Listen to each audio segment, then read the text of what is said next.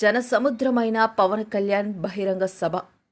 ఎలిఫాట్ దగ్గర నుండి సభకు వచ్చే వరకు మార్గమధ్యంలో జన సైనికులు మంచినీళ్లు, మజ్జిగ, అభిమానుల దాహత్తిని తీర్చేందుకు ఏర్పాటు చేసిన చలివేంద్రాలు, ఇసుక వేస్తే రాలనంతగా జనాలు, ఎలక్షన్ ప్రచారమా, గెలిచిన సంబరమా అన్నట్టుగా తుని ప్రజలను మైమరిపించే విధంగా భారీ బందోబస్తు నడుమ పవన్ కళ్యాణ్ ర్యాలీ కొనసాగింది. ర్యాలీలో అభిమానులు పూలు చల్లుతూ రోడ్లన్నీ తివాచీపరిచినట్లుగా రోడ్లన్నీ పూలమయమయ్యాయి. జనాలు అక్కడక్కడా తోపులాట జరిగిన మనమంతా ఒకే కుటుంబం అన్నట్టుగా సర్దుకుపోయి సభా ప్రాంగణానికి చేరుకున్నారు. మధు వీరేష్ టీం సభ్యులు ఎక్కడికక్కడ ఎటువంటి అవాంఛనీయ సంఘటనలు జరగకుండా ఈ సభలో పవన్ కళ్యాణ్ ప్రసంగిస్తూ ఇసుక మట్టి మాఫియాలకు అడ్డుకట్ట వేస్తామని, పరిశ్రమల పరంగా వచ్చే కాలుష్యానికి మత్స్య సంపద నశించిపోతుందని, ప్రజల జీవనోపాధికి హాని కలిగించే కాలుష్యకరమైన పరిశ్రమలపై చర్యలు తీసుకుంటామని, తుని అంటేనే వ్యాపార సంస్థలకు నిలయమైనదని, దోపిడీలకు అడ్డుకట్ట వేస్తామని, తుని లోకల్ ట్రైన్స్ ప్రతిపాదన చేస్తామని, తుని అభివృద్ధికి సహకరిస్తామని, కూటమి అభ్యర్థులైన యనమల దివ్యకు సైకిల్ గుర్తుపై, ఎంపీ అభ్యర్థిగా పోటీ చేసే తంగెళ్ల ఉదయ్ శ్రీనివాస్కు గ్లాస్ గుర్తుపై ఓటు వేసి విజయం సాధించాలని కోరారు. Thank you Madhu Veeresh, thank you Tuni నాయకులకు అని కితాబు పలికారు. ఎన్నికల్లో మన తునిలో టీడీపీ జెండా విజయ కేతనం ఎగరబోతోంది. దేవుడు ఆల్రెడీ మంచి స్క్రిప్ట్ రాసుంచాడు మన కోసం. రాబోయే అన్ని మంచి రోజులే. తప్పకుండా అభివృద్ధి, సంక్షేమం చక్కగా అమలవుతాయి. ఎక్కడ అవినీతికి, అక్రమానికి తావు లేకుండా చూసే బాధ్యత మాది.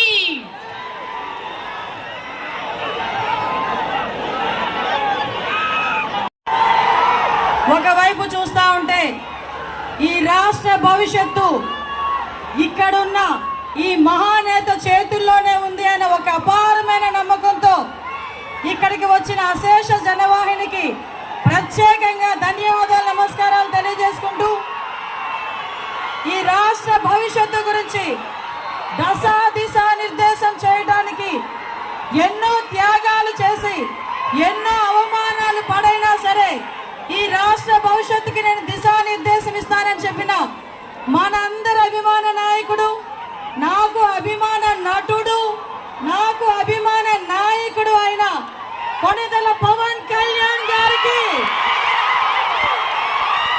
నమస్కారాలు, ధన్యవాదాలు తెలియజేసుకుంటూ ఈరోజు ఈ కార్యక్రమం తునిలో పెట్టడం నిజంగా అదృష్టంగా భావిస్తున్నా. ఈ కార్యక్రమానికి నేను పాల్పంచుకోవడం నిజంగా అదృష్టంగా భావిస్తున్నా. అన్ని రకాలుగా ఇంట్లో ఆడవారిని కూడా సైతం తిట్టే పరిస్థితి ఉంది. ఇవన్నీ తట్టుకొని ఎందుకు నిలబడుతున్నాం అంటే మారాలి అని చెప్పి. అలాగే మీరు చెప్పండి, పద్మనాభం గారి కుటుంబంలో నేను ఎందుకు మాట్లాడుతాను? అందరూ కలిసి ఉండాలని కోరుకుంటాను. నాకు ఎవరి మీద ద్వేషం ఉండదు. నన్ను తిట్టినా కానీ, నన్ను ఏమన్నా కానీ నేను భరిస్తాను తప్ప నేను ఎవరికి ఎదురెళ్ళను. నేను ఒకటే చెప్తా ఉన్నా, కులాలు ముఖ్యంగా ఇదే తుని ఇక్కడ ఇదే తునిలో రైల్వే స్టేషన్ ఘటన జరిగింది కాపు రిజర్వేషన్ కి సంబంధించి.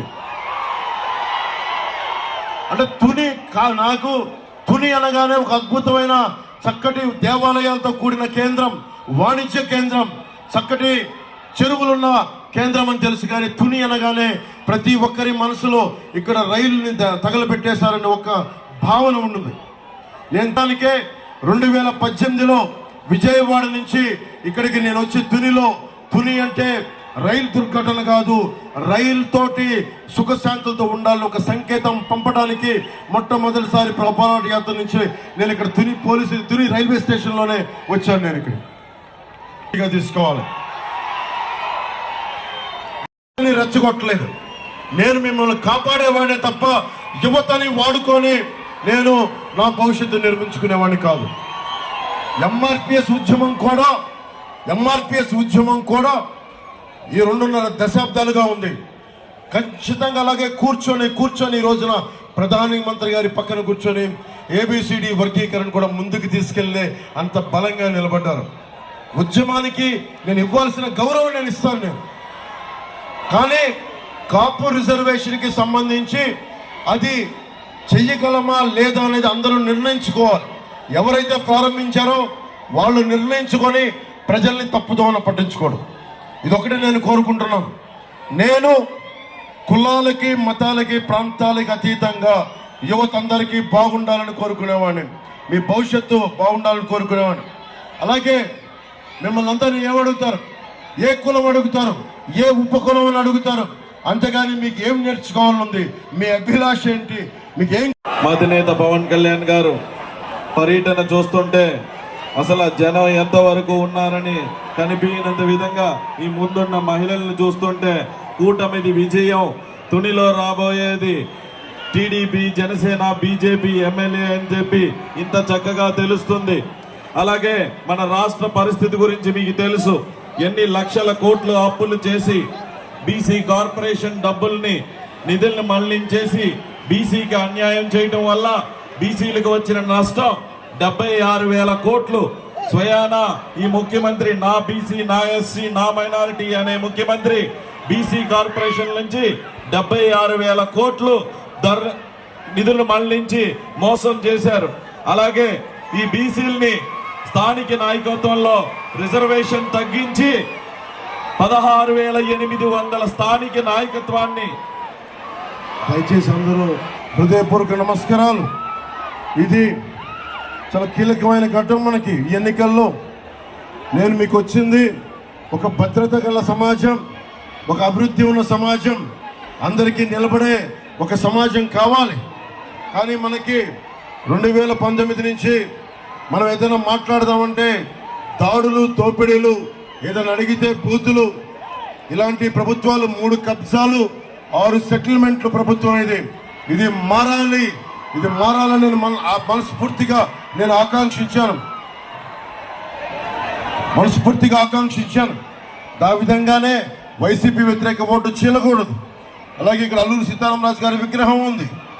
ఒకటే, మన రాజ్యాన్ని, మన ప్రజల్ని రక్షించుకోవాలంటే అందరం ఏకమవ్వాల్సిన అవసరం ఉంది. కులాలకి, మతాలకి, ప్రాంతాలకి అతీతంగా మనకి ఏకమవ్వాల్సిన అవసరం ఉంది. ఈ ప్రత్యేకించి ఈ సందర్భం మనం ఈ ఎన్నికల్ని ప్రత్యేకమైన దృష్టితో చూసి మనకి కూటమిని మనస్ఫూర్తిగా గెలిపించాలి ఈ రోజున చెప్పి నేను మిమ్మల్ని ఓట్లు అడగడానికి కాదు, అభ్యర్థించడానికి, ఆర్థించడానికి వచ్చాను. మనకి పాయకరావుపేట నుంచి వంగలపూడి అనిత గారు పోటీ చేస్తా ఉన్నారు. వంగలపూడి అనిత గారు, అలాగే మనకి సైకిల్ గుర్తు మీద మనకి యనమల దివ్య గారు పోటీ చేస్తా ఉన్నారు తెలుగుదేశం పార్టీ మీద. అలాగే గాజు గ్లాస్ గుర్తు మీద మనకి టీ టైం ఉదయ్ శ్రీనివాస్ పోటీ చేస్తా ఉన్నారు. సో మీరందరూ మనస్ఫూర్తిగా పెద్ద మనసుతోటి మీరందరూ ఈ కూటమికి నిలబడాలి అన్న ఒక ఆకాంక్షతో నేను ఈరోజు మీ ముందుకు వచ్చాను.